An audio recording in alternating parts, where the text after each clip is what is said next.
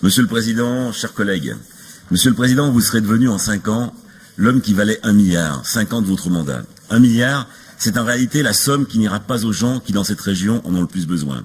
C'est l'argent enlevé à la formation et au développement des compétences. 1 milliard, ce sont 125 millions de baisse des budgets, ce sont 650 millions d'euros délaissés du PIC et quelques 300 millions du plan 500 000.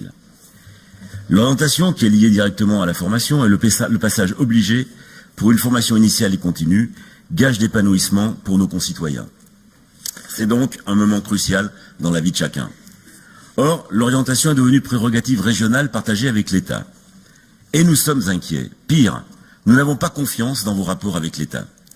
Il n'y a qu'à voir comment vous vous êtes affranchi du plan compétences dont je viens de parler.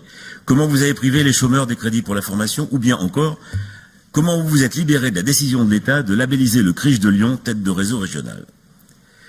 L'orientation pour vous semble d'abord être raisonnée en chiffres, semble d'abord être appréhendée par le prisme libéral de l'entreprise, comme le rapport l'affiche clairement.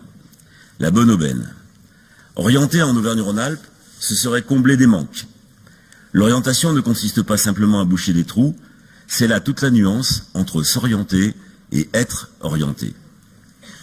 Orienter, c'est prendre en compte l'individu et l'accompagner tout au long de la vie, en cohésion avec tous les acteurs qui jalonnent son parcours, dont les psy-éducation nationale, même si, à lire cette délibération, il semble que l'exécutif ait décidé de s'en passer. Mais vous ne pourrez vous priver de tous les professionnels à l'expertise reconnue. L'orientation, c'est une compétence précieuse au service d'un besoin fondamental de chaque être humain. Accordez-nous donc que cela méritait un travail plus fouillé et non une simple relecture de la loi.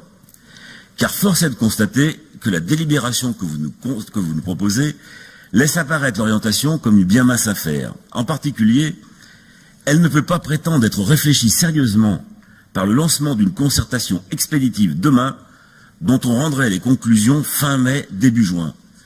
Comment installer un climat de confiance sur ce sujet en agissant de la sorte avec les partenaires locaux? Comment imaginer que ce que vous n'avez pas fait en 3 ans sera fait demain matin? Comment sécuriser les familles que vous avez l'audace de prétendre vouloir éduquer? Peut-on seulement savoir ce que vous entendez par véritable éducation familiale? Quelle vanité serait celle de croire que votre modèle serait forcément le meilleur et le seul en matière d'éducation? Je vois même que, du côté de votre majorité, cette notion est contestée par un amendement. Comme quoi, quand vous dépassez les bornes, il n'y a plus de limite. Chacun s'accorde qu'il faut faire mieux. Mais l'objectif doit impliquer tous les acteurs pour rendre chaque personne actrice de sa propre orientation. C'était d'ailleurs l'ambition du SPRO que tous les groupes, y compris le vôtre, avaient voté lors de la dernière mandature. Ce schéma voté et mis en application avec des projets sur chaque territoire étaient les prémices à cette nouvelle loi. Normal, car dès 2013, notre région était pilote en France, avec 9 territoires expérimentaux. Vous aviez une opportunité formidable de surfer sur cette vague pendant les 3 ans que vous avez laissé passer. Je vous avais alerté, Madame la Présidente, la Vice-Présidente, dès le début sur le risque que vous preniez à ne pas poursuivre le SPRO. Mais, à cette époque, grisé par votre élection, certains nous répondaient que vous aviez forcément raison parce que vous aviez la majorité. Malheureusement, au bout de 3 ans, nous voyons où nous en sommes. Donc ce côté de l'ordre leçon de la région qui sacrifie la formation passe difficilement.